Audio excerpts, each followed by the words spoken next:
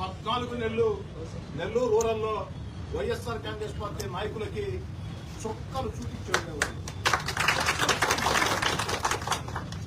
నెల్లూరు రూరల్లో ఉండే వైఎస్ఆర్ కాంగ్రెస్ పార్టీ నాయకులు అందరి గురించి నేను మాట్లాడను.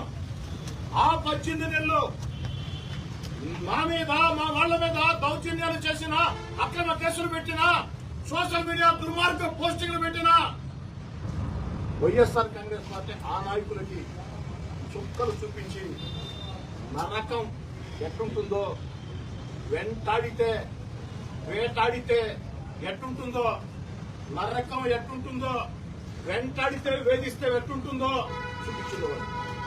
మరి ఇంకా చేయలేదు. ఎందుకు చేయలేదంటే వైసీపీ నాయకులారా పండగ చేసుకోండి. చంద్రబాబు నాయుడు గారు మా చేతులు కట్టేశారు. చంద్రబాబు నాయుడు గారు మా చేతులు కట్టేశారు. లోకేష్ బాబు గారు అంగీకరించరు.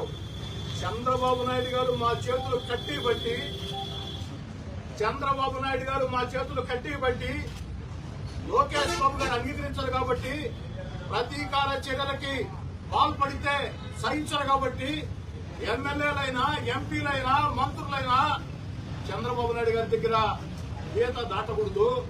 గీత దాటితే చంద్రబాబు నాయుడు గారు తాట తీస్తారు కాబట్టి, గీత దాటితే చంద్రబాబు నాయుడు గారు తాట తీస్తారు కాబట్టి ప్రతీకార చర్యలకి పాల్పడవద్దని స్పష్టంగా ఆదేశాలు ఇచ్చారు. కాబట్టి వారి ఆదేశాన్ని పూర్తిగా తప్పకుండా పాటిస్తూ చేతులు కట్టేసుకుని మా చేతులు కట్టేశారు కాబట్టి